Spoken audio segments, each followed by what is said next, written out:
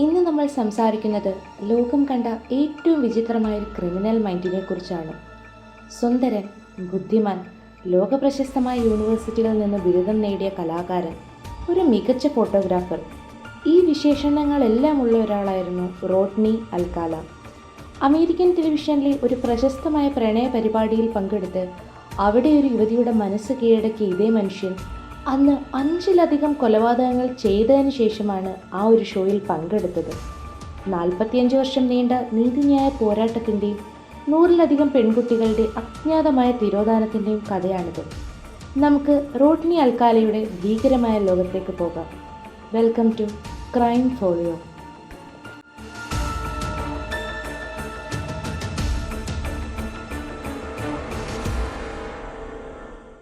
നമുക്ക് 1943 ടെക്സാസിൽ നിന്ന് തുടങ്ങാം.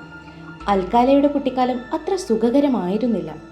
അച്ഛൻ കുടുംബത്തെ ഉപേക്ഷിച്ചു പോയി. 12-ാം വയസ്സിൽ അമ്മയോടൊപ്പം ലോസ് ആഞ്ചലസിലേക്ക് മാറിയ അൽക്കാല അന്നു മുതൽ തന്നെ ഒരു ഉൾവലിഞ്ഞ സ്വഭാവക്കാരനായിരുന്നു. എന്നാൽ പഠനത്തിൽ അവൻ മിടുക്കനായിരുന്നു. 17-ാം വയസ്സിൽ അവൻ സൈന്യത്തിൽ ചേർന്നു. പക്ഷേ അവിടെയാണ് അവൻ്റെ മാനസിക വൈകല്യങ്ങൾ ആദ്യമായി തിരിച്ചറിയപ്പെടുന്നത്. അധികാരികൾ അവനെ ഒരു സാമൂഹിക വിരുദ്ധ വ്യക്തിത്വമുള്ള ആളാണെന്ന് കണ്ടെത്തി.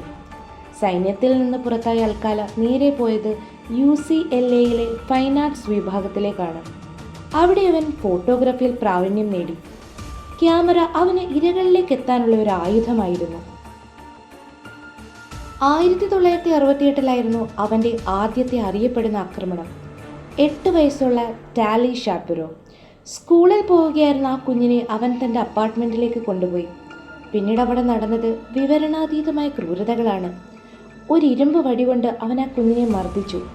പോലീസ് എത്തുമ്പോൾ ടാലി രക്തത്തിൽ കുളിച്ച് അനക്കമില്ലാതെ കിടക്കുകയായിരുന്നു. പോലീസ് അവൾ മരിച്ചുവെന്ന് കരുതി പരിശോധന നടത്തുന്നതിനിടയിൽ അൽക്കാല അവിടെ നിന്ന് രക്ഷപ്പെട്ടു. മാസങ്ങളോളം അവൻ ഒളിവിൽ കഴിഞ്ഞു. FBI മോസ്റ്റ് വാണ്ടഡ് ലിസ്റ്റിൽ അവൻ്റെ ചിത്രമിട്ടു. പക്ഷേ അതേസമയം അവനാകട്ടെ ജോൺ ബർഗർ എന്ന പേരിൽ ന്യൂയോർക്കിൽ സ്വൈര്യ വിഹാരം നടത്തുകയായിരുന്നു. അവിടെ വെച്ച് അവൻ ഒരു പ്രശസ്തനായ ഫിലിം ഡയറക്ടറുടെ സഹായിയായി പോലും പ്രവർത്തിച്ചു. ഒടുവിൽ ഒരു സമ്മർ ക്യാമ്പിലെ കുട്ടികൾ വാണ്ടഡ് പോസ്റ്ററിൽ നിന്ന് അവനെ തിരിച്ചറിഞ്ഞതോടെയാണ് ആദ്യത്തെ അറസ്റ്റ് നടക്കുന്നത്. അൽക്കാല അറസ്റ്റ് ചെയ്യപ്പെട്ടെങ്കിലും നിയമം അവനെ അർഹിക്കുന്ന രീതിയിൽ ശിക്ഷിച്ചില്ല. ടാലി ഷാപ്പിറോയുടെ കുടുംബം മെക്സിക്കോയിലേക്ക് മടങ്ങിയതിനാൽ പ്രധാന സാക്ഷിയില്ലാതെ പ്രോസിക്യൂഷൻ കുഴങ്ങി. ഇതിൻ്റെ ഫലമായി അൽക്കാലയ്ക്ക് ഒരു കുറ്റസമ്മത കരാർ ലഭിച്ചു.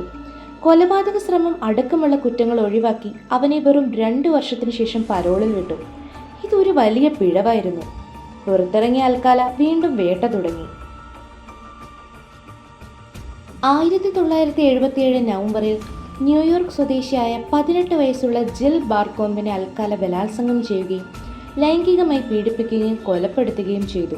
അവളുടെ മുഖത്ത് വലിയ പാറക്കല്ല് ഉപയോഗിച്ച് ഇടിക്കുകയും അതുപോലെ കഴുത്തിൽ ബെൽറ്റ് വെച്ച് ഇറുക്കിയുമാണ് കൊന്നിട്ടുണ്ടായിരുന്നത്.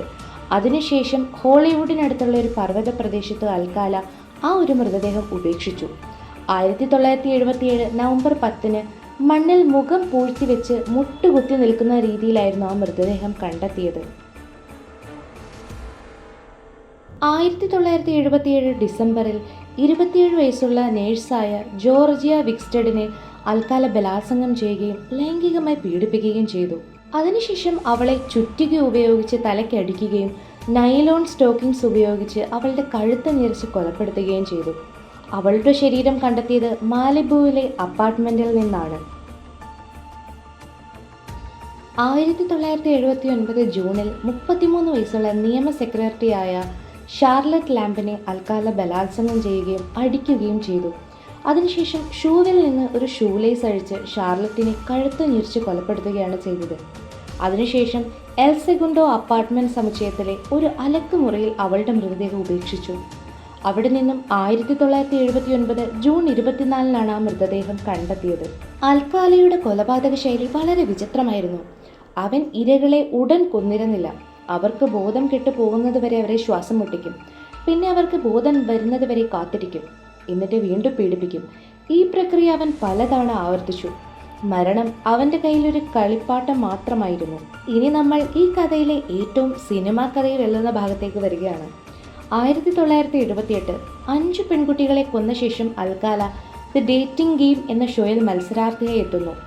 ബാച്ചിലർ നമ്പർ 1 ചിരിച്ചുകൊണ്ട് സംസാരിക്കുന്ന അൽക്കാലയെ നമുക്ക് പഴയ ഫുട്ടേജുകൾ കാണാം. ഷോയിലെ മത്സരാർത്ഥിയായ ഷെറിൽ ബ്രാഡ്ഷാ അൽക്കാലയെയാണ് തൻ്റെ പങ്കാളിയെ തിരഞ്ഞെടുത്തത്. പക്ഷേ ഷോയ്ക്ക് ശേഷം അവൾ അൽക്കാലയുമായി സംസാരിച്ചപ്പോൾ അവൾക്ക് എന്തൊക്കെയോ പന്തികേട് തോന്നി. അവൻ്റെ സംസാരത്തിൽ നിന്ന് അവൾക്കെന്തോ അസ്വസ്ഥതയും ഭീതിയും തോന്നി എന്നവൾ പിന്നീട് പറഞ്ഞു. അവൾ ആ ഡേറ്റിൽ നിന്നും പിന്മാറി. ഇന്ന് തിരിഞ്ഞു നോക്കുമ്പോൾ അവൾ രക്ഷപ്പെട്ടത് മാരകമായൊരു കെണിയിൽ നിന്നാണ്. പക്ഷേ 12 വയസ്സുകാരിയായ റോബിൻ സാംസോയ്ക്ക് ആ ഭാഗ്യമുണ്ടായില്ല. ഓറഞ്ച് കൗണ്ടിയിൽ 1979 ജൂൺ 20 ഹണ്ടിങ്ടൺ ബീച്ചിൽ വെച്ച് 12 വയസ്സുള്ള റോബിൻ സാംസോയെയും അവളുടെ സുഹൃത്ത് ബ്രിഡ്ജറ്റ് വെൽവേർട്ടിനെയും അൽക്കാല സമീപിച്ച് ഫോട്ടോകൾക്ക് പോസ്റ്റ് ചെയ്യാൻ ആവശ്യപ്പെട്ടു. ഒരു കൂട്ടം ഫോട്ടോകൾക്ക് പോസ്റ്റ് ചെയ്ത ശേഷം എല്ലാ ഫോട്ടോയും നന്നായിട്ടുണ്ടോ എന്ന് അവർ ചോദിച്ചു. അതിനുശേഷം സാംസോ വീട്ടിലേക്കും പോയി. പിന്നീട് അൽക്കാല ഒരു ബൈക്കിൽ കയറി സാംസോ പോകുന്ന ഉച്ച കഴിഞ്ഞുള്ള നൃത്ത ക്ലാസ്സിലേക്ക് പോകുന്നു. അവിടെ വെച്ച് അൽക്കാല സാംസോയെ തട്ടിക്കൊണ്ടുപോയതിനു ശേഷം പിന്നീട് കൊലപ്പെടുത്തുന്നു. അതിനുശേഷം സാൻ ഗബ്രിയൽ പർവ്വതനിരകളുടെ താഴ്വരയിലെ സിയറ മഡ്രയ്ക്ക് സമീപം അവളുടെ മൃതദേഹം ഉപേക്ഷിച്ചു. 1979 ജൂലൈ 2 അവളുടെ അസ്ഥികൂട അവശിഷ്ടങ്ങൾ കണ്ടെത്തി. അവളുടെ മുൻപല്ലുകൾ അൽക്കാല ഒരു ട്രോഫി പോലെ തന്നെ കൊണ്ടു നടന്നു. ഈ കൊലപാതകമാണ് അൽക്കാലയുടെ അന്ത്യത്തിന് തുടക്കമിട്ടത്. അന്വേഷണ ഉദ്യോഗസ്ഥർ അൽക്കാലയുടെ വാടകയ്ക്കെടുത്ത ലോക്കറിൽ നടത്തിയ പരിശോധനയിൽ കണ്ടത് ഞെട്ടിക്കുന്ന കാഴ്ചകളായിരുന്നു. അവിടെ നിന്ന് ആയിരക്കണക്കിന് സ്ത്രീകളുടെയും കുട്ടികളുടെയും ഫോട്ടോകൾ കണ്ടെത്തി. അവരിൽ പലരും അശ്ലീലമായ രീതിയിലോ അല്ലെങ്കിൽ പേടിച്ചരണ്ട നിലയിലായിരുന്നു ആ ചിത്രങ്ങളിൽ ഉണ്ടായിരുന്നത്. കൂടാതെ റോബിൻ സാംസോയുടെ കമ്മലുകളും അവിടെ ഉണ്ടായിരുന്നു. 3 തവണ അൽക്കാല വിചാരണ ചെയ്യപ്പെട്ടു. 2010 3ാം വിചാരണയിൽ അവൻ തന്നെത്താൻ പ്രതിരോധിക്കാൻ തീരുമാനിച്ചു. ഒരു വക്കീലിൻ്റെ വേഷത്തിൽ അവൻ സാക്ഷിക്കൂട്ടിലിരുന്ന് തന്നോട് തന്നെ ചോദ്യങ്ങൾ ചോദിച്ചു. മിസ്റ്റർ അൽക്കാല, നിങ്ങൾ അവിടെ ഉണ്ടായിരുന്നോ എന്ന് ചോദിക്കുന്നതും അതിന് മറുപടി പറയുന്നതും കോടതിയെ അമ്പരപ്പിച്ചു. ഒരു ഘട്ടത്തിൽ അവൻ ആർലോ ഗൂത്രിയുടെ ഒരു ഗാനം ആലപിച്ചു. കൊല്ലണം എനിക്ക്, രക്തം കാണണം എന്ന വരികളുള്ള ആ പാട്ട് ജൂറിയെ പോലും ഭയപ്പെടുത്തി. ഒടുവിൽ അവൻ കുറ്റക്കാരനാണെന്ന് കണ്ടെത്തി. കാലിഫോർണിയയിലും ന്യൂയോർക്കിലുമായി ചെയ്ത കൊലപാതകങ്ങൾക്ക് അവന് വധശിക്ഷ വിധിച്ചു. പക്ഷേ ശിക്ഷ നടപ്പാക്കുന്നതിന് മുൻപ് 2021 അവൻ ജയിലിൽ വെച്ച് മരിച്ചു. നമ്മൾ ഇന്നും അറിയാത്തൊരു കാര്യമുണ്ട്. ആ ലോക്കറിൽ നിന്ന് കിട്ടിയത് 120 സ്ത്രീകളുടെ ഫോട്ടോയാണ്. അവരിൽ പലരും ഇന്ന് മിസ്സിംഗ് ലിസ്റ്റിലാണ്. അൽക്കാല എത്ര പേരെ കൊന്നു എന്നത് അവൻ മണ്ണിലേക്ക് കൊണ്ടുപോയ രഹസ്യമാണ്. ചിലർ പറയുന്നത് 130 മുകളിലുണ്ടാകുമെന്നാണ്. നമ്മൾ കണ്ടുമുട്ടുന്ന അപരിചിതരുടെ ചിരിക്ക് പിന്നിൽ എന്തൊളിച്ചിരിക്കുന്നെന്ന് തിരിച്ചറിയാൻ പ്രയാസമാണ് എന്നതിൻ്റെ ഏറ്റവും വലിയ ഉദാഹരണമാണ് റോഡ്നി അൽക്കാല.